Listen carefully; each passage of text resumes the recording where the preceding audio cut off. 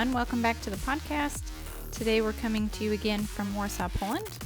In just a couple of days, we will be leading a World War II trip, which will explore the history here in Warsaw, as well as one of our favorite cities, Krakow. And we'll also be visiting Auschwitz and Birkenau concentration camps, so it's going to be a very powerful and special experience. You might not realize it, but as a parent, you have a moral obligation to make sure that your child or children are not annoying. Why? Because in order for your children to function normally in the world and to have a healthy, happy life, they need to be able to interact effectively in society. They can't do this if they haven't gained the skills of social interaction. One of the major signs that they are lacking these skills is if they have annoying behaviors. If your children are annoying to you, they're also annoying to others, and that's a problem. If a young child develops annoying behavior, and we discuss why this happens in the episode, they don't fully understand why others find them annoying. And so they grow up knowing that people don't like them, but not understanding why they're not liked. This is psychologically unhealthy. If you want your child to be able to develop healthy, long-lasting relationships with others, which is essential for a life of happiness and fulfillment, then they must learn the skills of effective human interaction, and it is your job as a parent to teach them. This isn't about conforming to social norms and expectations or worrying about what other people think. It's about developing solid, principle-based social leadership skills. If you have children who have annoying behavior now, or might have annoying behavior in the future, then you need to listen to this episode now. In it, we share specific strategies and principle-based techniques for helping children and adults develop healthy self and social leadership skills. If you've ever felt a desire to have more influence with your children and to help improve their behavior, then you don't want to miss this. If you have teens or young adults and would like to help them improve their behavior, it's not too late, and we can help you. It's crucial for teens or young adults to develop holistically, including developing social skills and reducing annoying behavior. We can help you do this when you register them for our Habits for a Successful Life online class. We recognize as parents that the healthiest and happiest people on the planet are well-rounded in their development, mental, emotional, spiritual, physical, social, financial, and we wanted to ensure that our teens would learn how to develop in each of these areas. We couldn't find classes that taught them how to do these things, including developing leadership skills. So we created our own class based off of decades of research into peak performance and human development. That is what the Habits for a Successful Life class is all about, and teens absolutely love it, as well as parents. Here's what one parent recently said. "It has been life-changing for us in such a short time and created excitement and passion in our homeschool journey versus the overwhelm and confusion we were living in." The Habits for a Successful Life class becomes one of their favorite classes ever, and it helps them to develop better habits and an understanding of themselves, human psychology, social interaction, and the ingredients for creating a happy life. Click the link in the show notes to learn more and to read the reviews from students and parents. Thank you so much to those of you who have recently left reviews on our podcast. We really appreciate it. And you're helping to spread the message of creating an extraordinary family life.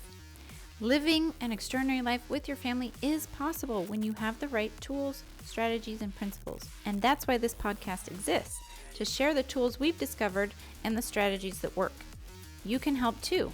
Share an episode with someone you know who would appreciate it, or leave a review telling us when and where you listen and what impact, if any, it's had in your life.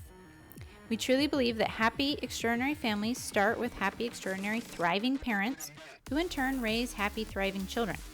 Together, we have a positive impact on our communities, which leads to better nations and a better world. You make an impact by becoming the best version of yourself as an individual, spouse, and parent, and then inspiring and guiding those closest to you, your spouse and children, to become their best selves. This is how you change the world. Thank you so much for listening.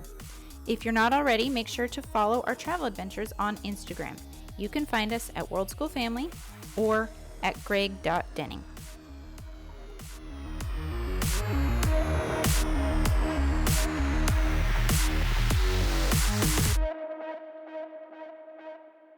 Ladies and gentlemen, welcome to the Extraordinary Family Life Podcast. We're your hosts, Greg and Rachel Denning. If you're just joining us or new, we're bringing this show temporarily from the beautiful city of Warsaw, Poland. We're out traveling with our family. We've been out on this trip for 6 weeks now. Yeah! 6 weeks of awesomeness through Scandinavia and the Baltic states, and just out exploring with our kids, just having, well, I'll pause here for a second. It is gathering great memories and priceless experiences is just that. It's priceless. It's one of the most valuable things you can do as a family. And it's one of the, we think, best and most effective ways to grow and expand and learn and build relationships. Now, obviously, you can go out and travel and it doesn't help your relationships because, well, and this is what we're going to talk about today. You gotta work on it. It has to be deliberate and proactive to get all that stuff dialed in. So, travel doesn't fix your problems if you take your problems with you. But it is one of the best ways to create memories that you have forever. Well, it can be a facilitator, or it can be leverage for growth and development. Yep. It's great leverage. If awesome. Used properly. Yep. Okay, so today, let's just dive right in. It is your responsibility and obligation to make sure your kids are not annoying. Now, there's a lot to that, and we want to kind of explore that whole idea, but it must start with that fundamental premise that it is your responsibility as their parents to make sure your kids are not annoying. And that's to teach them and lead them and guide them, not to manipulate or scare or threaten or abuse. Well, sometimes that's why kids are annoying, is because parents are doing that. Exactly. But I think we have to kind of back up, and because I know there's some people, I used to kind of think like this, where I felt there was something wrong with me if I found my kids annoying. And there's definitely truth to that.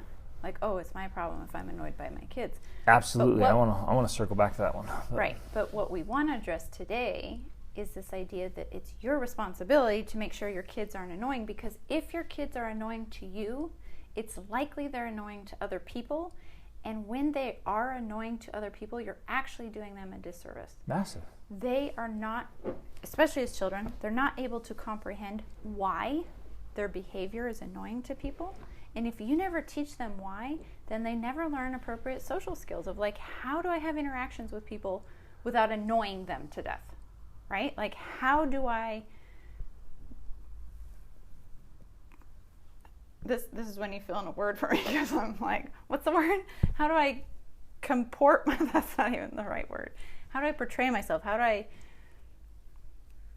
carry myself in the world so that I am not annoying? And we think, well, that's just other people's problem if they're annoyed by me or annoyed by my kid. And you're like, yeah, there is truth to that. But at the same time, if you want to have healthy, long-lasting relationships with people, which we all do, you have to learn how to curb that annoyingness. Yep. Or you're going to constantly be pushing people away, and you're going to be lonely and miserable. Exactly. So if you don't help your child understand all of those aspects of social interaction, you are doing them a disservice, because they go through the world annoying people and then wondering why nobody likes them. Yeah. And that's a sad place for a kid to be in. And beyond they don't like them, or relationships don't work out, obviously, but job opportunities are passed up or don't work out, or even investment opportunities, or all these experiences, even like what we're just talking about, like traveling the world and having epic experiences.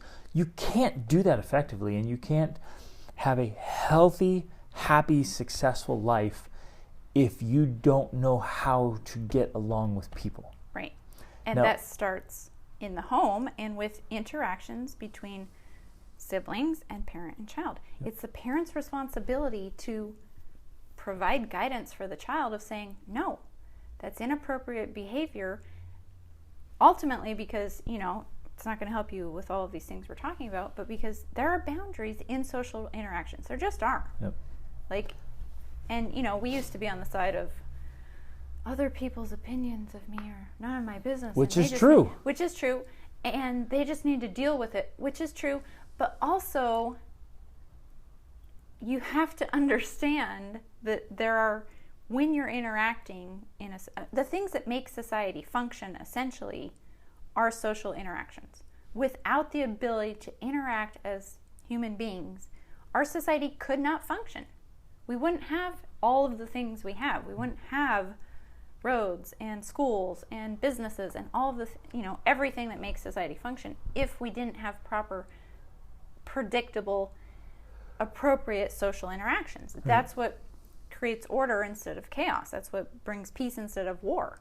And so there is this level where we have to play into that, despite our ongoing messages of unconventionality and all that, which applies. But we are unconventional people, and yet we still realize the importance of being able to interact socially in an appropriate manner, right? Because it's so key. Now, what we're not saying here, and I want to make this clear, is that you need to acquiesce and cower to what we call social conditioning. Or norms or expectations. Of these social norms or social expectations, or walk around. I think this is conforming I think this is where most people get this wrong. Is they're so worried about the opinions of other people. They're so worried about how they're being perceived in society. And so they're reactive like that to their kids. So it's almost like they're trying to do what we're talking about, but missing the mark. And it might be coming from the wrong motive. Like, what's the driving force here? Is like you're worried about what your neighbors think, or what some random stranger thinks, or again, are you worried about it? Are you fretting about it? Do you feel anxious about it?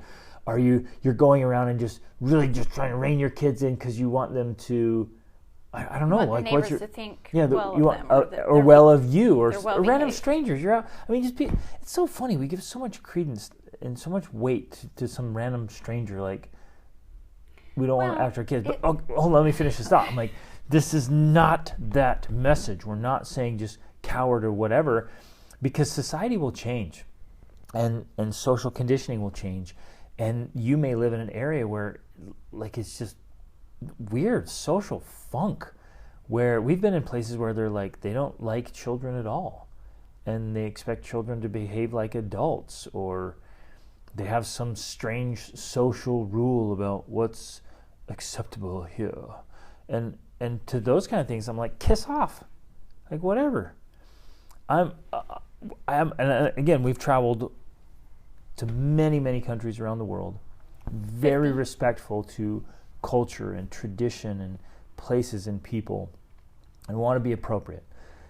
But if there's some funky, weird, or even you meet certain people that they have their own bizarre ideas, just really weird ideas about what people or children especially can or can't do, like, kiss off.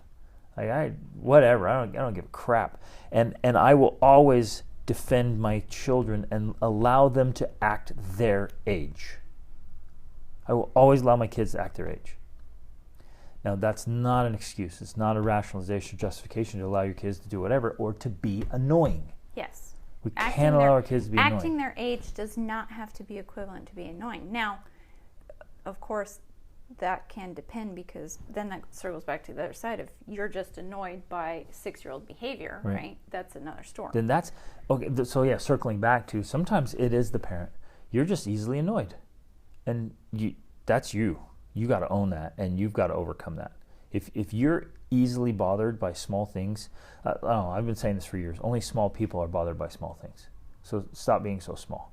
You've got to overcome that crap. And that's just, I don't know, to me it's just immature and underdeveloped. If you're just easily bothered by small things, like, that's retarded. If a 6-year-old behaves like a 6-year-old and that bothers you, like you have some growing to do. That's on you. And it's on the people you might interact with. If they just don't like children or whatever, it's like, dude, that's on you. Like, grow up. And I mean that's, I'm going to get fired up, man. Like, grow up. That's just so underdeveloped and immature. It's really pathetic. It honestly is pathetic. Because, okay, here's why it's pathetic. Because you have an adult behaving like a little child, an underdeveloped child. That's pathetic. That's annoying. And then, and again, I want to really emphasize here, that's an 8-year-old behaving like an 8-year-old. It's not an 8-year-old throwing a tantrum and acting like a little 4-year-old or whatever. Okay, so now I want to go back to this idea, because 6-year-old behavior actually has a scale, and as we've traveled around the world and interacted with different people, we've seen both extremes of this scale. One of them is the controlling parent who wants their child to behave, and so the child is kind of stifled and squelched, and they're required to behave older than their age, and sit still and not move and not do anything childish or playful or fun. And then we've seen the other extreme of that, coming back to this idea where people are reacting. They're reacting to, what are people thinking of me? What are my in-laws thinking of me? What are my neighbors thinking of me? People at church. And so they're confining. And then we've seen the people that want to be unconventional. They want to throw that off, and then they go to the other extreme, where we've literally met parents who, in the name of throwing off social norms, have thrown off all expectations, requirements, boundaries for their child, and we've seen the child floundering, throwing out, flailing, searching for something to grab onto, to hold onto, to say, where is the ground here? Where is the boundaries? Where are the, how am I supposed to behave? They don't know. And, specifically, there was this family in Costa Rica when we lived there years ago, and this poor child was just so lost as far as how to behave, because his mother had no expectations, no boundaries, no discipline, and he had the worst behavior I've ever seen. You couldn't even, we invited him over to play with our boys, who at the time were 5 and 6, and they couldn't even play with him because he had such horrible behavior that he couldn't have normal interactions. He couldn't play with other kids because his behavior was so wretched. Yeah. He didn't know how to act. Which is so profound and insightful and sad. It was very sad. I remember feeling so sad for this kid. Children, play is their thing. Mm-hmm. Play is a child's entire world and reality. And this kid, because he had zero structure, foundation, framework, boundaries, anything, he couldn't even do a normal, healthy, happy thing that children do. He couldn't be a child because he had no framework and no structure. And the crazier, I really want this to sink in, so listen really carefully right here. Crazy behavior is an attempt to find something solid to hold on to. Yes. This is especially true with very strong-willed children. Mm-hmm. And some children will come in okay, they'll figure it out. Some of you have a child or two. Seems like many families have at least one child that's just very, very strong-willed. Just, man, they've got personality, power, drive. They're really after it. Those children especially, they need something to hold on to that they can count on. Mm-hmm. And children want structure. They need structure. They desperate. It's a human need. Yeah. They want to know where are the boundaries. And it's almost like this. It's a position of safety and security and trust. Mm-hmm. It's a foundation to be like, okay, I know what will hold up here. Yes. I know that there's something I can count on. Mm-hmm. But in this case with this lady, it's like, whatever, anything. Yeah, he would start throwing a fit. He would start throwing a tantrum. This kid was 5 or 6 or 7, and he was throwing tantrums like he was 2 or 3. And her response was, "It's okay, honey. Yeah, you're upset, There was no boundary of no, this is not acceptable here. Yeah. And that should have obviously started at a younger age, because then that would have been in place. It actually starts at 2 and 3. Yeah. But so it's not the kid's fault, because he's, again, pushing the boundaries. That's what a 2-year-old does. They're pushing the boundaries, trying to find where are the boundaries. And if those boundaries aren't clear and firm, and that doesn't mean authoritarian, totalitarian, It doesn't mean you're blowing up and yelling and screaming and going That's not up, how you like being define manipulative boundaries. or abusive in any way, shape, or form. It's none of that. But there has to be a boundary. But if they keep pushing and keep pushing and keep pushing, and they never find the edge, they never find the boundary, like they feel like they're completely lost, floating in the sea, exactly. drowning. It's like, either drowning or like you have zero gravity and there's nothing that you can lean against and hold on to, because as soon as you grab it, it moves. So that's you reach for it and it moves away or falls over. That's exactly what is happening with this kid. And that's kind of in a way what a tantrum is. It's this child just floundering and throwing themselves about, like, where is security here? Where can I find something firm to hold on to? And the more that goes on, I mean, that just creates psychological issues for the rest of their life. Massive. If they never find those hard lines. And then like Rachel was alluding to earlier, like then you get into society and things don't work, and you don't know why. And you move from job to job to job, from school to school, place to place, like relationship to relationship, and always like and you always think, oh, well, it's the place, it's the situation, oh, it's the people at that place, oh no, it's the people at that place. You're like, no, it's you. Yeah. But you don't know that, and you've never been taught that. So I really want to emphasize this. You, parent, have to be that solid, firm thing that the child can rely on. And that's important that we visualize that and wrap our heads around that. We're solid. It's like a lighthouse. Mm-hmm. The wind and the waves of life and of behavior can just smash against it, and it stays solid. It's there. And so they realize, oh, I can count on this. Mm-hmm. I can rely on this. But if you're trying to count on a lighthouse, but the lighthouse keeps moving, we can't count on that. Right. Or if a big wave comes in, lighthouse just tumbles, shoot, you can't count on that. Or if you come in and there's some wind and waves and life's crazy, and the lighthouse starts throwing rocks back at you or shooting at your ship, because you're like, help, I need help, and you're like, what's going on here? And so I want you to visualize and see all this imagery, because that's how some parents are doing their parenting. Mm-hmm. And maybe they don't know, maybe they were raised that way, or maybe they're just trying to figure it out themselves. Well, that's likely the case. But the responsibility is you have to figure it out. You got to figure this out and figure out how to do it well, and train your children so that they can count on you. And I guess the first piece of that is the only way you can teach your children how to not be annoying is if you yourself know how not to be annoying. Mm-hmm.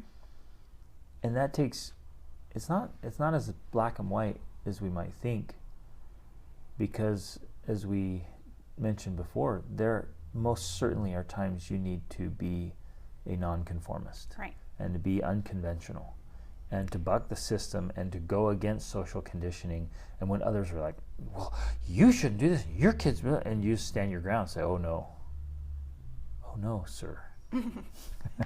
No, right. Madame. Yeah, you have to find that balance between standing up for yourself and having confidence, and also being respectful to other people and respecting their viewpoints and their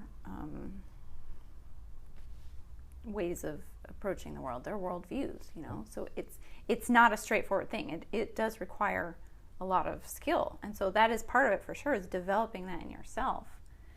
And then, of course, there are strategies and techniques for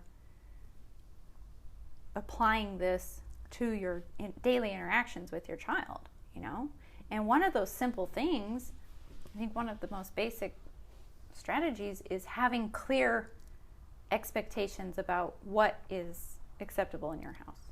Now, in some ways, it doesn't matter what that is. Like, of course, there's some exceptions, But as long as you have clarity about what you want your family to be like and your family culture, your home life to be like, and you have clear rules and expectations, and then you hold by them, that's the start of it.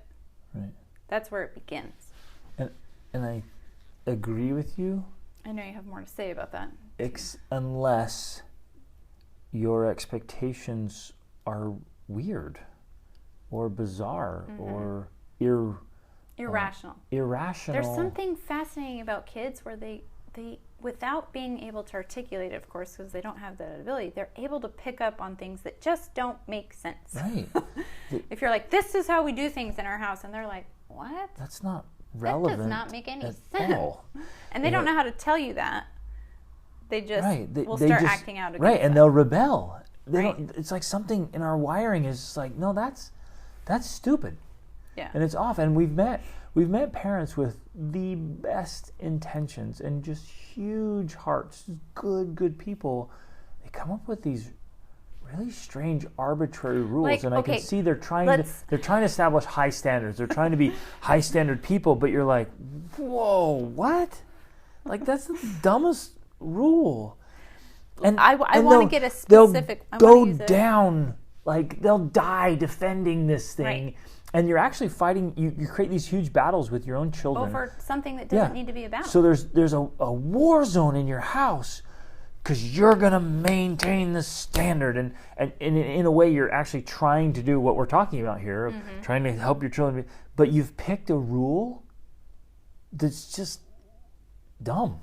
So I think a great example for this, which comes to my mind anyways, which was something my dad used for, when I was a teenager, was this idea, and I know in some ways it might come from the culture we grew up in, our religious culture, this idea that midnight, you must be home at midnight because after midnight, the devil, like nothing good happens after midnight. Like there's horrible things that happen after midnight. And so parents will have this hard, fast rule that your curfew is midnight. You must be home at midnight. If you're home at 12:01, you've broken the rule. You're grounded. Like all of these hardline things. And I just laugh at that now. For one thing, we've never had a curfew with our kids. Never. But we've always taught them the principle of, self-governing and appropriate behavior. And if you model well and teach well, you don't need the hard arbitrary line because of 12 o'clock if you're it's and you don't even need a curfew. It's not needed because the kids are self-directed. Right. They make good decisions. Exactly. And if it's going to be later, they're making good choices, and Right. it's only every once in a while. So you're like, great. Exactly, not a problem. But you're right. We got to dive into this one because if you step back and say, okay, let's really think through this. At 11:59, you're okay. At 12:01, all hell and Satan and his minions are unleashed for some reason. But it's according to each time zone. Yes. Because it depends on the time it zone. moves west, of course. Because he follows the night around the globe, right. and only working at that time in the dark. So like poor people who live in Barcelona and they take their families out to eat at 11:30 because they have the restaurants don't open till 10 or 10:30. Yeah. So if you take your family out to dinner and you're enjoying a meal at 11:59, at 12:01, you guys better you better hurry home. Pray and fast and plead. You better call the spiritual police to escort you to your house because all hell is about to break. Oh, those poor Spanish people. You see what I'm saying? I'm mocking this because it's stupid. Well, and only because we have seen it. We've literally seen parents there's thousands of examples of that. Who believe this, and they make it such a huge deal to their children that it disrupts their life. And so the children are sitting there, the teenagers are thinking, this really doesn't make sense. Like, I don't get that. Right. Why is it really that much of a difference at 12:01 compared to 11:59? And so in their mind, they're thinking, this doesn't add up, but they don't know how to articulate this with you or to have a conversation and just, debate it with you. Or if they do, they get in trouble. And so their response is either, one, they cower and they conform and they do what you say, which is not a good thing. You think that that's a good thing. It's not. Stacking resentment. You're killing their own decision-making capabilities. Or on the other side, they rebel, which is actually what I ended up doing as a teenager. I rebelled. I rebelled against that because in my mind I knew it didn't make sense. And my only response, because I didn't have the ability to put it in words, was to rebel through my behavior by saying, this doesn't make sense, and so I'm going to act in a way that's opposite what you want, how you want me to act. So it's those types of things. When we're talking about, you need to have standards and boundaries and rules, we're talking about principles and guidelines, not these hard and fast, 12 o'clock, you're home. And we're using this as an example. I mean, there's plenty of other ways that this happens and plays out in a parent-child relationship. But what we're saying is it needs to be reasonable. It needs to be something that makes sense to a reasoning human being, which includes your children. Your children, like going back to what I said before, they intuitively know when things don't make sense. Like, that just doesn't line up for me. Yeah. And yeah, I mean, I guess worth emphasizing there, it's the principle and the practice. It's the important life lessons and good habits. That's what we want. And it's, in this particular instance, it's not affected by the clock. Some of the most important humanitarian work I have done and will ever do will be after midnight.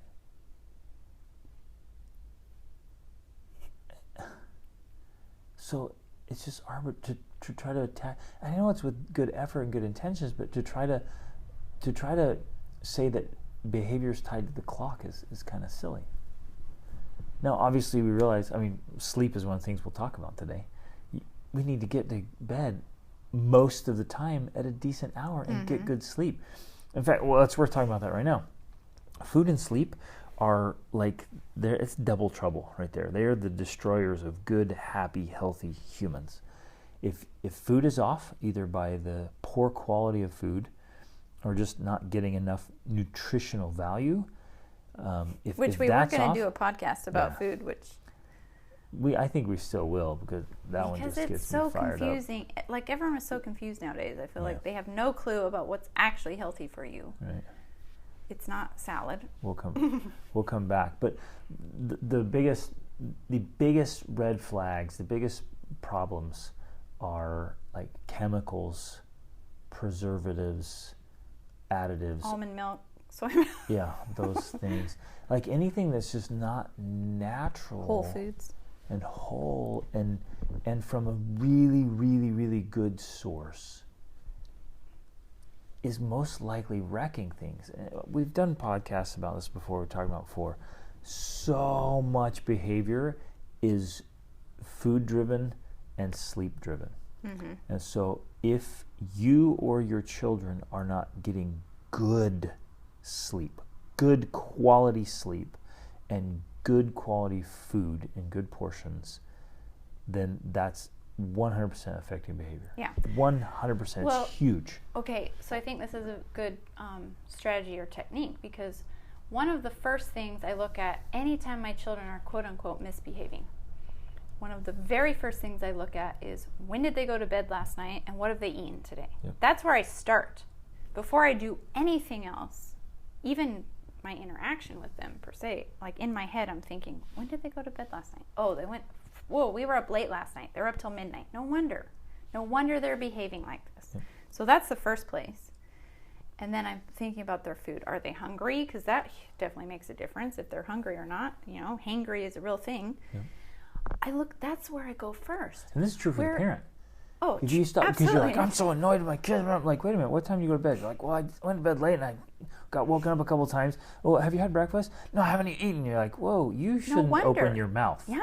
So you should go feed yourself and take a nap before you respond and injure your relationship. No, so that's so true. So before I do any sort of disciplining or boundaries or anything like that, I look at that and I say, okay, we both need some food. We both didn't sleep well.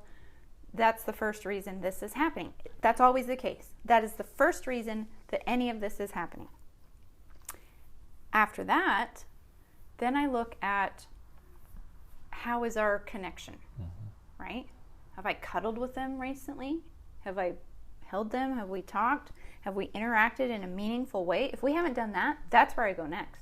I don't even discipline my kids at all until I have cuddled with them. And we hug, by the way, I'm just throw this out there.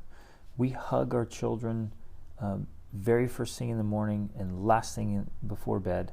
And we hug multiple times during the day. We have touch. Now, some of you are like, well, we're just not a huggy family. We don't express love much. And to that, I would kindly but firmly say, change it.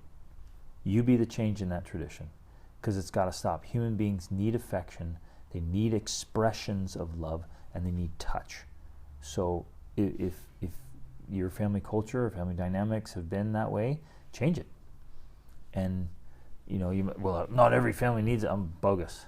They need it, and we want healthy, happy human beings that are just thriving. Like we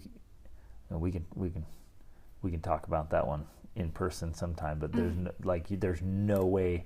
I've just seen so many families across so many countries and continents.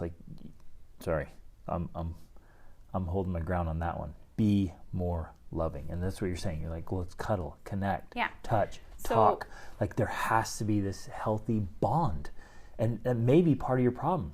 And again, a child's not going to be able to articulate that. No. If they just feel distanced or cold or unloved or like just the dynamics, like a child. Man, there's even studies they watched.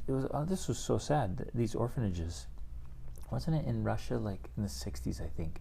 They just wanted to see if babies survived, how they responded to love and touch and being held, and some that were held and others were not. They just want to see.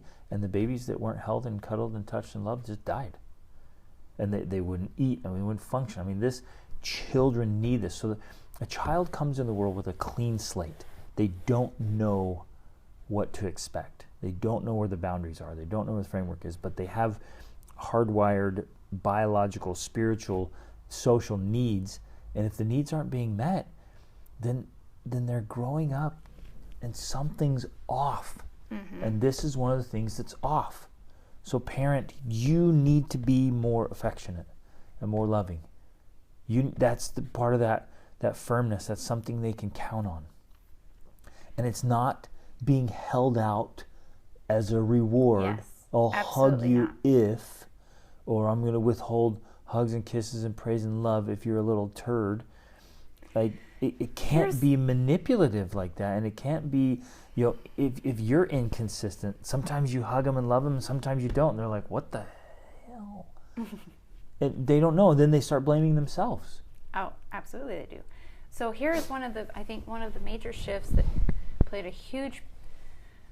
a huge positive impact on my parenting, and that was that understanding that I cannot withhold my love and affection because my child is misbehaving. And I know that for me, initially that was my tendency. When my kid was being annoying, I was like annoyed, so I didn't want to hug them or kiss them or touch them. I'm like, ugh, get away, you're annoying. And people use it we used to use it, and parents use it as a consequence. Yeah, right. I learned to switch that, and it's made all the difference. I've learned to realize that when that kid is acting in that annoying way, what they really need is more of my love and attention. And when I give it to them, it is amazing how it diffuses the situation. It calms them down, it brings them peace, and it brings back the good behavior. So one of my very first responses to misbehavior now is like, let's cuddle. Let's go cuddle on the couch. And we sit down and we cuddle together until they change their state and they feel better. And now the behavior goes away, or they're prepared to talk about it. Because maybe, the sister took a toy or this or that or something happened. You can talk about it better once they've calmed down after some cuddling with you. Right. So that's my first approach now is let's cuddle. And it's fascinating. I actually saw my 8-year-old do this with my 6-year-old one time. They were kind of disagreeing about something, and her response was like, let's go cuddle on the couch, Sanji. And they got together and they cuddled, and then they felt better. And it's amazing how that actually works. And it works with teenagers. It works with my 12-year-old. It works with adults. It works with you. Yeah. When you give more love and affection, it helps the situation, because part of the cause for their misbehavior is a lack of feeling love and connection. Or for some low state for some reason, whatever the reason. Yeah. And so if you get into a better state as the parent and the child is in a better state, I guess this is a good reminder here. Always make decisions and always respond from a better state. Right. If you're not in a good mental, emotional state, be careful what you say or do. Exactly. You might just need to pause and be like, hey, give me a minute. Let me think about this before I react. Otherwise, you're just reactive and explosive. And you say and do things in the moment that you don't want to do, and so do they. So don't allow that from you or them. Just be like, hey, let's get into a better state before we say things. Right. Because, well, here's another simple example, is in the heat of the moment, if you're reactive, and this might be because you're hungry or tired. Right. And so then that's it, and you get taking away this, you're grounded for a month, and then you yeah. have to try and enforce that. You've created a month of fighting because of your moment of hunger-driven anger. Yep, exactly. And now, then if you back out on that, they're like, well, they don't even keep their word. Exactly. And if you stick to it, you're an idiot because that was a dumb consequence that was anyway. Stupid. And you often come up with completely disconnected consequences too. Right. Which goes back to the thing of, like, if it doesn't make sense to the child, they're just going to be like, so stupid. Doesn't make any sense. Yeah, so that's another thing. We already mentioned it, but I kind of want to emphasize it, that I'm always looking at that. If I am feeling annoyed or irritated or frustrated, I'm like, okay, how did I sleep? What have I eaten? That's where I look first for me. And instead of just continuing to move through the day feeling annoyed and grumpy, I want to fix that so I'm in a better state for making better decisions and having better interactions with the kids. All of this preventative work is the basis of having a good family life. Yeah. Like, it would solve so many problems for so many people if we understood that. And it keeps you and your children from being annoying. Exactly. At least it begins the process. Yeah, well, and it's so, the preventative work is so much easier, right? You guys have heard that saying, to prepare and prevent is so much easier than to repair and repent. And if we're getting good sleep, if we're eating healthy food, if we're hugging and cuddling and expressing love and having conversations and doing good things together, if we're, as a family, living a good life story, we all have goals we're working on, we all have challenging things we're choosing to do, we're all, have something we're excited about, all of those elements in place, it makes it so easy to not have annoying children. Right. Well, and I want to add to this, I think another thing is if the child is feeling like they're getting enough attention. Yep. Because along with feeling loved and connected, that's another one of those things. And it's especially easy sometimes for the youngest child. I know sometimes our youngest is like yelling because she can't be heard in this large family of 9 unless she's the loudest one in the room. Well, which is true, and that's important to remember. Yeah. Where does your kid fit in the family? And where we have a very loud family, they're all a large, loud family, bigger than her. She's the smallest person in a very loud family. There's usually music going and loud talking. So for this adorable, teeny little person to feel heard, she has one volume. But she's learned that from us. Exactly. Like, it's trained. She's like, she's born into this world. Again, please, please, please remember how your child comes into the world. They don't know. And even, you might think, well, I told them, or they should know by now. It's like, no, they're little kids. Even 6 and 8 and 12, even 16, they still don't know. I mean, their brains are still developing. I mean, so it's this empty slate of trying to figure out what is life all about. And so she just comes in. She doesn't know any different. She's like, okay, I got to have some volume here if I'm going to be a part of this crowd, because this is how things work. That's her reality. Right. And it's adorable. So we can't bust her chops for being loud. That's her life experience. Mm-hmm. Right. So there's that. Or sometimes it's the middle child, someone, a kid that's kind of in the middle, and the older kids get the attention, and the younger kids get the attention because she's yelling, and so they feel like they have a lack of attention, And so all of these things breed misbehavior. And so if your kid's not getting enough attention, very often, along with the cuddling, is just one-on-one attention with them, playing with them, doing games with them, taking them on dates. Like, I think parents could solve a lot of misbehavior problems if they committed to, say your kid's been misbehaving, right? And you don't know what to do about this. It's chronic, it's consistent, it's now habitual because, they've come into the world and this is what they know. This is the only way they know how to act because they've been trained to act that way. And it's a plea for attention. That's their vehicle. Yeah. Yeah.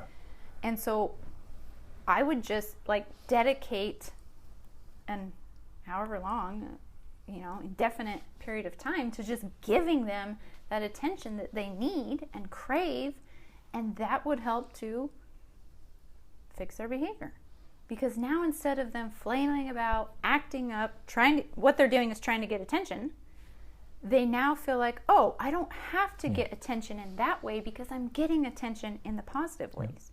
Because what's happening from a psychological viewpoint of this child, they obviously don't know how to explain this, but what they are doing is saying, I'm being ignored, nobody's paying attention to me, unless I scream, yell, bite, kick, fight, then suddenly everyone notices me. I get so much attention. I get so much attention when I do that. Right. I guess I have to keep doing that because I need attention. Yep. And so if we can totally switch this preventative measure, we start giving them the attention beforehand, sincere, present attention, and it's not something you can just do once and fix the problem. This is now has to become a part of your life. It's a part of your daily habits and interactions. It starts with giving them a hug in the morning and then listening to them every single time they talk. Oh my gosh, that's something else I want to talk about. But, you start giving them this attention, and wow, over time, everything switches. Because now they have what they need and they don't have to get it by being annoying or misbehaving. Every human being is hardwired for that. We just come that way. We need attention. We need to feel noticed, seen, heard, loved. If you have children, you have to give each of them adequate attention. And if they feel, they're not receiving it. Well, if they feel like they're not receiving it, they're gonna choose a vehicle to get it. Now, the vehicle doesn't always make sense. So misbehaving, being annoying, acting up, rebelling, doing crazy stuff, that's the vehicle they've chosen. They don't know any better. They're just subconsciously choosing a vehicle to get attention. But that vehicle's unnecessary if they just get it by default. And as a parent, that is your responsibility to give them the attention. Now, if you're sitting there, I can just hear some of you be like, but I'm so busy, I'm so overwhelmed, I just can't do it, I don't know how to get... And this is where I very lovingly but firmly say, get your stuff together so you can do this. Fix your own stinking problems and get your life in order. Right. Because this is your job. There is no other more important job than to be a good parent. And I see too many parents trying to do too many other things with church and PTA and this and the neighbors and the cookies and the... I'm like, what the hell are you doing? Yeah. Your first job is to be a mom. And if you can't do that well, you shouldn't be doing anything else. Exactly. If you're struggling in the least with any of your children, you have a moral obligation to say no to everything else outside the home and get your crap put together. And I think that has been one of the quote-unquote secrets to our success with our families, because we're really good at doing that. We say no to a lot of stuff. There are a lot of things we just do not do because our focus is on making our family the best it can be, because we truly believe that if you want to make the world a better place, that's where it starts. If we can't have a fully functioning, happy, operational family, how can we expect to do anything else well? Exactly. That's where it begins. And so then back to this thing I mentioned just a second ago that I this drives me crazy when I see it all the time. And I used to do it too. So I get it. When I was a new mom, I did this all the time. But I will see parents ignoring their children, literally ignoring their children from the time they're babies until all the way up to teenagers. Their child will talk to them and they completely ignore them as though they don't exist. Now, I know that that's not what they're trying to do in their mind, but say the child will be crying or the baby's crying or they're upset. And they will let them cry and cry and cry and do nothing about it. Or they feel like they try to do something or they don't know what to do about it. That's actually been suggested by some, quote, parenting experts. Just let your children cry. No. Yeah. Oh my gosh. What actually works and what actually creates healthy psychological foundation is when the child is crying or talking to you, they're trying to communicate their needs to you. They don't know where else to fulfill those needs. You're their parent. You brought them into this world. You're the source of their food, their comfort, their everything. They're coming to you communicating what they need. It might be through crying. It might be through talking about something. If you don't listen and pay attention and then take action to fulfill that need, then they feel, back to this idea of floundering, they feel unstable. They feel like, wow, I'm in this world and I turn to the people I trust for help and they don't listen and they don't fulfill my needs. I'm unsafe. I feel completely unsafe because I don't know where to have my needs fulfilled. Yeah. And so, we've always been not always, we've learned to be very intentional about when our child is talking to us. And of course, we're not perfect at this because there's chaos in the world, and sometimes they're talking to you while 5 other people are talking to you. And, but, especially with our babies, when they're crying or something's off, we give them our full attention and we help their needs be met in that moment because that's the foundation of their future security and success, and so especially when they're small. Yep, they come into the world, again, clean slate. They come into the world and they get a framework of like, okay, there's somebody here that notices me, that loves me, that pays attention. I am seen, heard, felt, understood. I'm okay. Yeah, and that starts with the very beginning of when your baby's hungry, you feed them. Instead of, I'm busy and I'm talking to my friends. Just take the baby, hon. Let them cry. They'll be fine. Don't feed them except on certain times. Yeah, or a certain time schedule. Yeah. Like, that's the stupidest thing I've ever heard of. It doesn't work because when the child doesn't understand it, and yeah, you can train them to do that, but that doesn't mean they're going to be psychologically healthy because of it. Because when they say, I am hungry, I'm being eaten alive by this hunger, I need food, I'm crying for food, and you ignore that, they just feel like, wow, this world is crazy. Jacked. It's unstable. Yeah. And so you meet those needs. Jordan Peterson says all the time, you cannot spoil a child under the age of 6 months. And I would say even after a year. You cannot spoil a child. So when you give them what they need, whenever they need it, you're not spoiling them. You're setting them up for success in life. For safety and security. Right. Oh, man. And preventing future misbehavior because you have this solid foundation of, I live in a safe world and a safe family. I can trust these people. And so it produces better behavior. Here's a little tactic that goes with that is I always try to get down to the kid's eye level. Mm-hmm. This has been huge for me.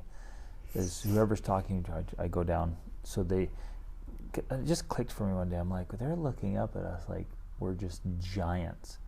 And I was like, what if, because I'm 6 feet tall, I'm like, what if I were looking up at I was at some giant, I was at his waistline, and I'm just staring up like, hey, can I ask you something way up there? And like it just feels weird.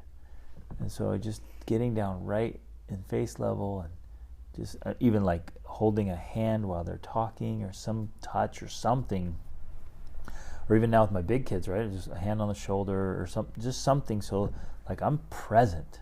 Mm-hmm. It just helps to get in this healthy state, which then eliminates so much of the annoying behavior. Yeah, I think that's another part of this, paying attention to your kids when they're talking, is that when you touch someone when they're talking, it lets you both know that you're there, you're present with them. It's really helpful with just bringing you both into the moment. Yeah. So when your child does misbehave, when they do something that is annoying, the most effective way, the most important thing, obviously, is to model an example. Like, show them from the get-go. They're noticing, they're paying attention. You have to articulate it, but show them how to behave, how to be respectable and respectful. Show them the way to do this, and then when they are offline, just teach them. I think sometimes we react too quickly, and we discipline when teaching was sufficient. Or cuddling, or attention. Right, yeah. And so we're using the wrong tool. Yeah. It's like we're using a hammer when we're trying to screw something. The time for discipline, if you're doing all the preventative things, if you have healthy relationships, if your habits are in line for each individual and for a family, disciplining is... It's down the road. It's down the line. It's way down and so rare. Yeah, I would say... We almost never discipline. It's just like, there'll be phases in each child's life, right? And there's little time periods where there's a little more disciplining, because they're going through a phase of like, they're trying to figure things out. And so maybe when they're 2, there's some more disciplining there. And when 12, and then 12, a little more. But there's only like these little phases, and you have to have more love and more deposits into the Racelet bank account, and more time and attention to make up for some of the disciplining. But apart from that, like, we just teach. If you have the preventative measures in place, then you use teaching, and the disciplining, it's maybe 5% of what's going on. Yeah, exactly. And then there's going to be time periods where it's like 1%. Like, you don't even need to bring it out. Right. But so your number one tool is teaching. Again, visualize this. Take that. You got a tool belt on as a parent. Teaching is your go-to tool. Just have that in your tool belt, and you don't have to get out the discipline tools hardly ever. Then when you do, it's so subtle, it's so easy that it's incredible. Like, here's a little example I remember that's kind of funny, but we were getting ready to move out of our house in Georgia, and we're moving to Portugal. That's the plan. We're traveling now in between. And I think you were gone. Our other son was gone with you. You guys were in Guatemala with our 12-year-old. So at home was just me, our oldest son, our oldest daughter's on, she's moved out, and our 15-year-old and our younger kids. And so we were doing most of the packing and moving and cleaning and all that kind of stuff. And we had some errands that needed to get done, all these other things, And I had asked my son to do something, and he'd kind of said something like, well, I was gonna do this. I wanted him to go do an errand or something, and I really needed him to do it, right? Like, it was one of those things that I'm like, I need you to do this, right? And all I said was, I've been doing a lot for you lately, and he's like, okay, yeah, I'm sorry, Mom, yep, you're right, you are totally right, I'm gonna go do it right now. Like, I just had to say a little word of like, remember, I have done a lot for you. And he's like, yes, you are so right. I'll go do it right now. And it's like... And this wasn't a guilt trip. No, it wasn't. It's not manipulative. I just said You're like, hey, I do a lot for you. And like, it's not guilt, or it's just a reminder. And it was just that subtle, quick reminder. It was just the very thing of like, you can call it discipline of like, hey, remember here. But that's teaching. It's just reminding them. Yeah. And again, we all need the reminders, but especially children and youth and teens, even young adults, constant reminders. And so a lot of your teaching is just a reminder, like, hey, remember. And where Rachel is a master at this is reminding our kids beforehand what good behavior looks like. So before getting on an airplane or a train, before going into a restaurant, before going to visit friends, before going into a museum, you remind the children what good behavior is. So again, it's teaching. Teaching is your most important and most effective tool. And when you remind them, they're like, oh yeah, cool. Right. Well, I even make it kind of a funny little game with the younger kids. We'll be going to someone's house for dinner, or we'll be going whatever, like on a plane. And so I'll say, okay, we're going to go do this. Are you going to scream and yell and stand on the table? No. Are you going to sit quietly and you say please and thank you? Yes. Are you going to, and I go back and forth between like what bad behavior looks like and what good behavior looks like. And if they think it's funny because they're like, no, I'm not going to do that. Of course not. Of course I wouldn't do that, And then, yes, that's what I'm going to do. So they're reminded, oh, yeah, that's what it looks like. Yep. And give them specifics so they can see it. Otherwise, it's arbitrary. And we think children I remember when we studied this in brain development, they cannot get abstract ideas. Mm-hmm. We're like, hey, you're going to be good behavior, right? Like, and no bad behavior. And like, yep. And they're like, I don't know what that means. You have to give concrete examples of what that looks like. What does good behavior look like? And what does bad behavior look like? And so then it also, when I do that beforehand, then it's so easy when we're there and say they do something that's, pushing the boundary or whatever. And again, it's not on purpose, but then it's an easy reminder of like, hey, remember good manners. That's not good manners. And then you can then give them the example. This would be good manners if you do this. And so you're showing them very clearly, this is what it looks like. This is what it does not look like. Yeah. There's another thing I want to address as well. So sometimes there are still situations that arise where you have to be firm. You've got to put that boundary in line, right? So you can do all this preventative stuff and you can have the connection and the attention, all of that, but then there will still arise situations where you have to have this firm boundary.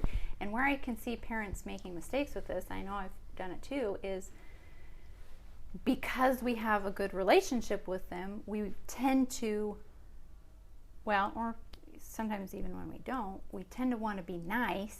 We want to be the nice parent. We don't want to be mean. And I think sometimes we have that definition, like if I'm a good parent, some people think, that means I'm not going to be mean to my kids, right?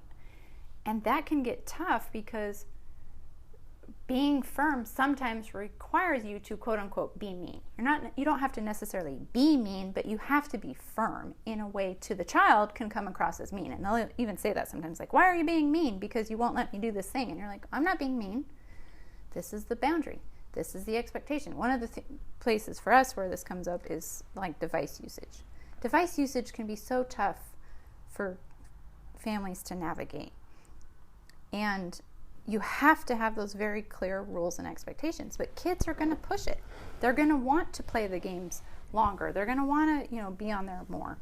And if you don't have clear rules and expectations and systems in place to structure all of that, like for systems for us means we have the screen time passwords on there. So I, give the password and it gives them 15 minutes or it gives them an hour and then it shuts off. And time limits and priorities. Right.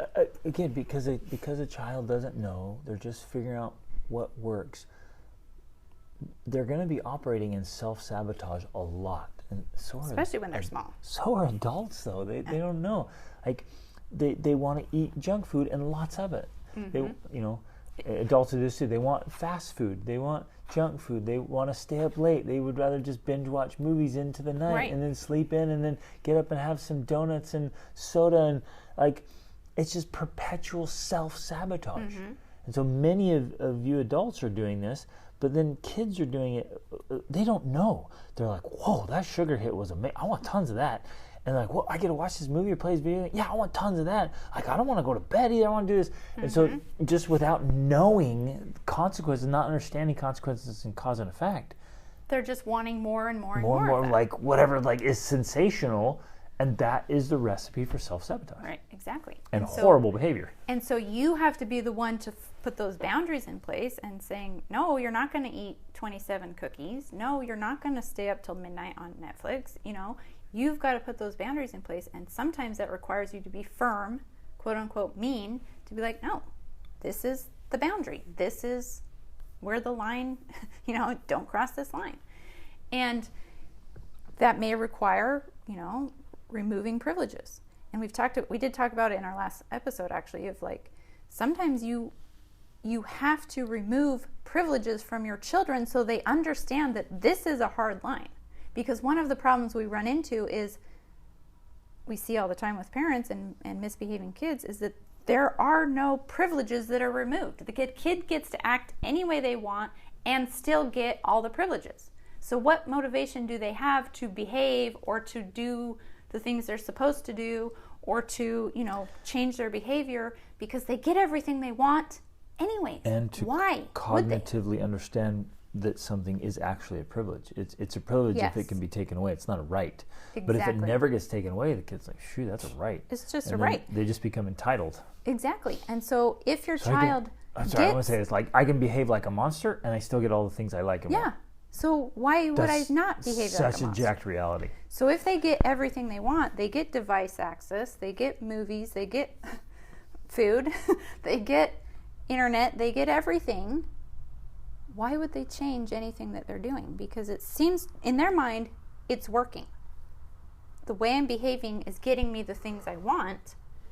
I'm going to keep behaving this way. And I see this especially, with younger kids, if that's not put in place, and that can carry over into older kids, and then definitely it happens again with 12-year-olds, where if they get everything they want, why would they change their behavior in any way? They don't need to.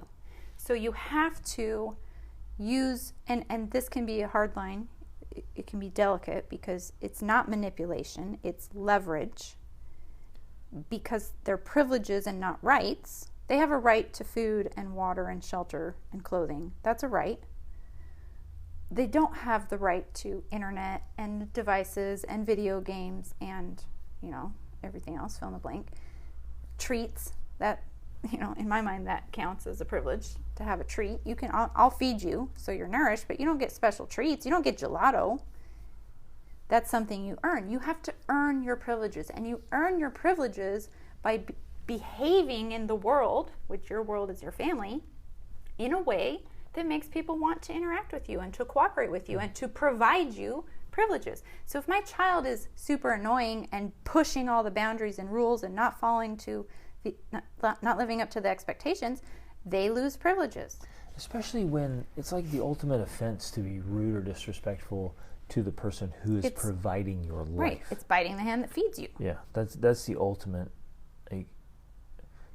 it's an insult. Betrayal and insult. Yeah. Like, oh, you provide everything for me. I'm just going to treat you like crap. But if you as the parent take that, if you're just like, oh, and you don't stand up for yourself, because you still are an individual, and this is how your child learns how to behave in the world, like we started this podcast with, they have to learn how to behave in the world.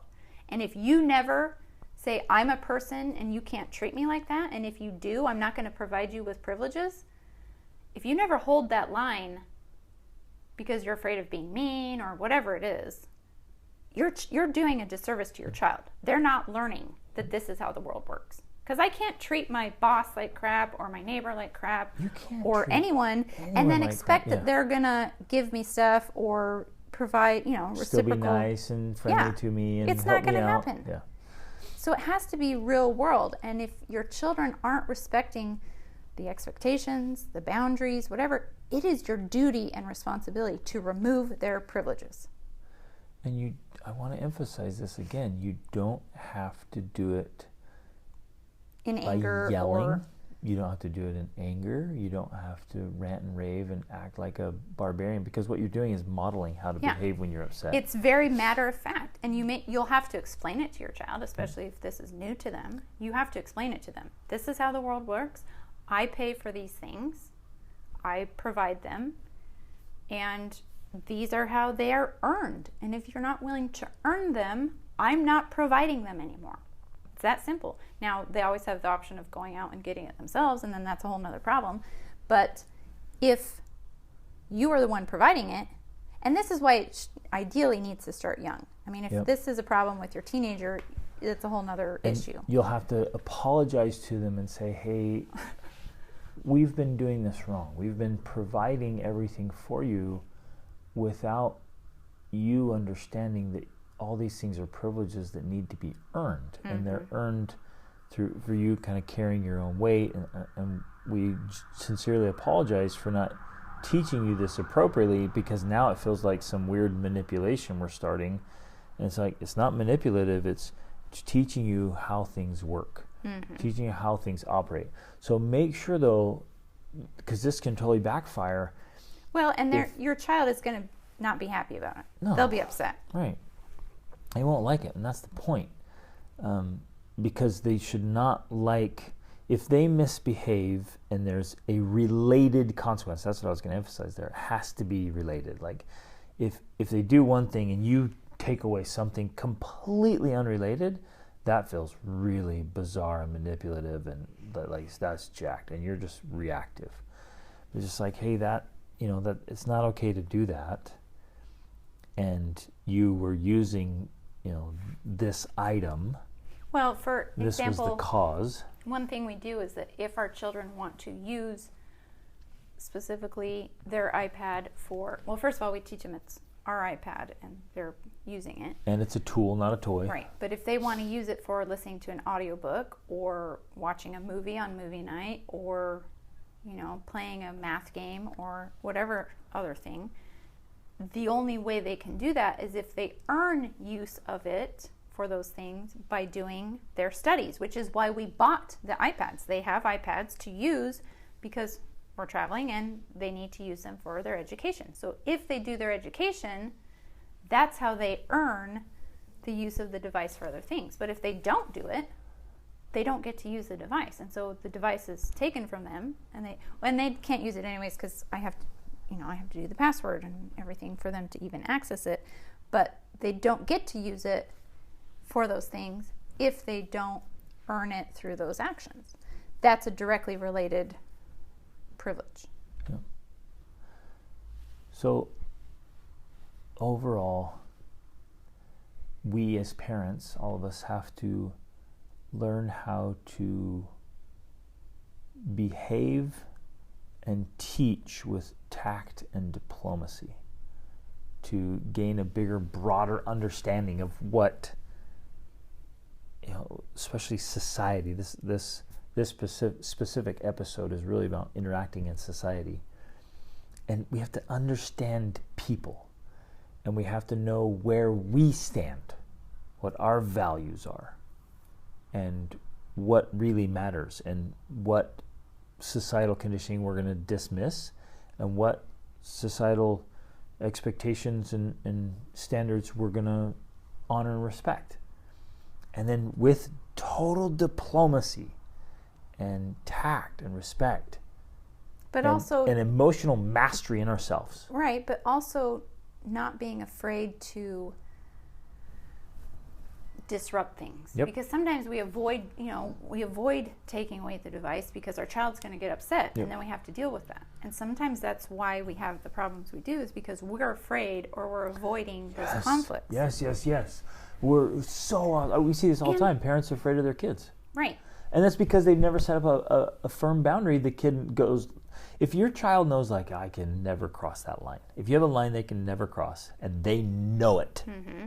then they won't. They won't go crazy, and you don't have to be afraid of them because they know, like, I can't cross that line. But if every time you say, there's a line, and they push it, and then you back away, they're like, there's no line. That line moves every time. Exactly. It's so inconsistent. I don't know where the line is. Right. Well, I also wanted to say something, though, about the emotional mastery, because emotional mastery doesn't mean you don't feel emotion. And I think sometimes people equate it with that. Like, oh, I have emotional mastery, which means I feel nothing. And it's not that, because I found it, for me at least, especially as a mother, I think, it's been effective for me to share my emotions with my children appropriately.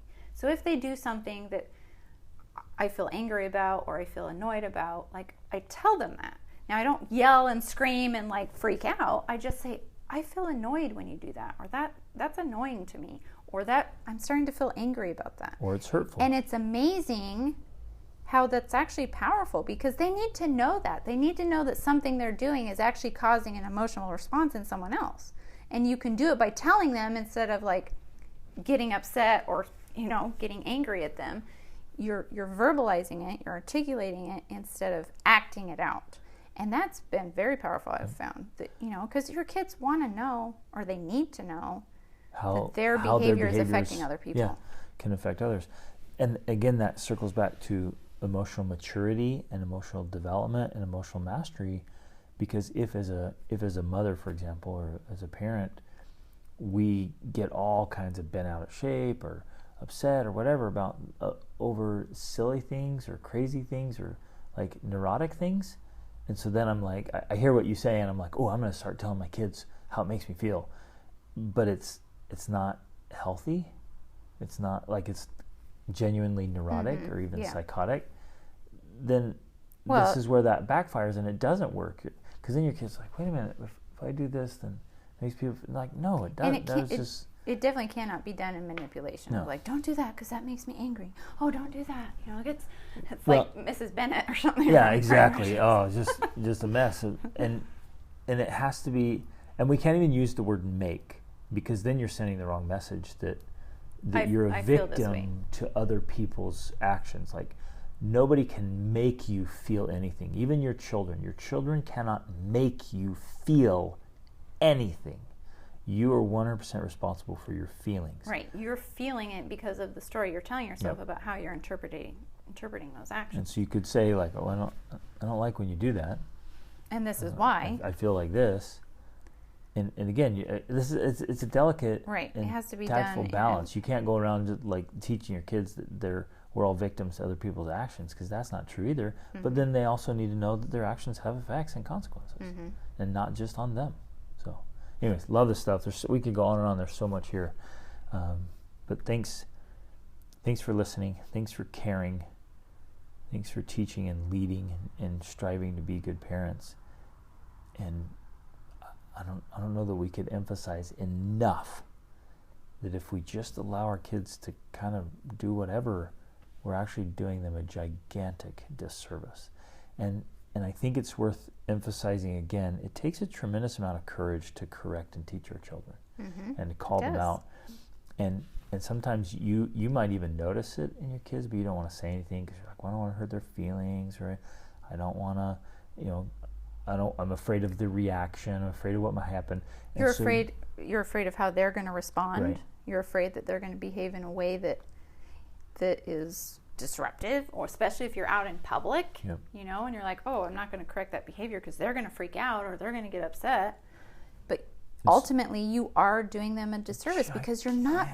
When the opportunity arises, you're not taking advantage of that opportunity to teach them, because ultimately that's what you are doing, is teaching them. And if you're out in public, I've found to be most helpful for us is you remove the child. And that helps them learn that this is a big deal. If I don't behave in an appropriate way here, I am going to be removed to some place where I am disciplined, and mom and dad get firm with me about this is how you're supposed to behave. Yeah, and I don't get removed to a playground. No. I don't get removed to something better than where we were. Exactly. We're in a nice restaurant. I had to be quiet. And now I get removed to, like, the junk food place. We go around the corner and I get ice cream. Like, this is the best. I know doesn't work. Exactly what I'm going to do. I'm going to misbehave every time we're in a nice restaurant. And I know we need to end, but I want to give one other example, because this is something we've done that's worked great, is that if the child's not behaving and we're in a restaurant or we're in a public place or whatever, one of us removes that child and takes them to a place where they have restricted opportunities. Yeah. And sometimes that's included just holding them. We're like, nope, you're just going to sit on our lap and do nothing.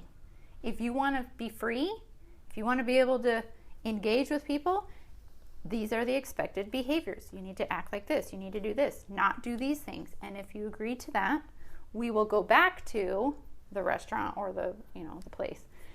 And if you do that, then they're like, oh, okay, if I want freedom, I need to behave more appropriately. Otherwise, I go to a place where, I get restrained or restricted in my actions and behavior, and I don't want that, so I'm going to choose this other thing. Yeah. And again, man, there's so many examples we've seen over the years of taking this too far to one way or the other. There's, of course, allowing anything and just saying, well, they're kids, and then they allow any kind of crazy behavior. And that's not appropriate. That's not serving your kid. Well, because even as a kid, they need to learn that there's a time and place for certain behaviors. You can be like a kid all you want on the playground, but if you're in a nice restaurant, it's not a playground. But then the other side of it, I don't know if you remember this, when we were first married, we met this family, and their little kids sat perfectly still like statues in church. And at first I was like, wow, that is amazing. I want my kids to be like that. Now I realized Well, even that there soon was- after, we learned yeah, the there was- emotional yeah, and train relationship wreck cost on that that- was that- horrible that because required. the only way you can get little children they were behaving like grown adults, and to get a child to behave like an adult is unrealistic, and the only way to do that is with, often fear. with severe consequences that remove the child from being a child. And at first it looks so admirable and so, wow, they must be great parents. And now I'm like, oh my gosh, those poor kids, poor kids. And yeah, we learned later on that there was major emotional costs for all of that and major consequences. So it's not that either. And so it's allowing the child to be the child but not be annoying. And I circle back again to the question of, like, if you don't teach and correct and discipline, who will? And sometimes the person or situation that does do the correcting will be severe, and there will be a lot of suffering because of it. Or sometimes it'll never be addressed. The child will never learn what's appropriate. Well, man, we could go on and on because there's so many examples of where kids have come on trips or camps or backpacking expeditions or international trips with me, and these are kids 16, 17, 18, 19, into their 20s, and I can tell their parents have never taught them what's appropriate and what's not. And I used to be just like, a little tactful teaching here and there. Now I'm like, hey man, let me pull you aside here. That is totally inappropriate. I'm going to hold up a mirror here for you so that you know that, like, what you're doing is not okay at all. It's not respectful. It's not right. It's not mature. It's not developed. It's like you don't want to be like that. And I'll be like, look, your parents should have taught you this, but they didn't. And it's down to just the simplest things, anywhere from proper hygiene, because poor hygiene is extremely annoying. Like that's just one simple element. Like, if you don't even know how to take care of yourself, to any kind of behavior, whatever. So again, your parents, it is our responsibility and obligation to teach our children how to behave well and to not be annoying. So let's make it happen. Love you guys. Reach upward.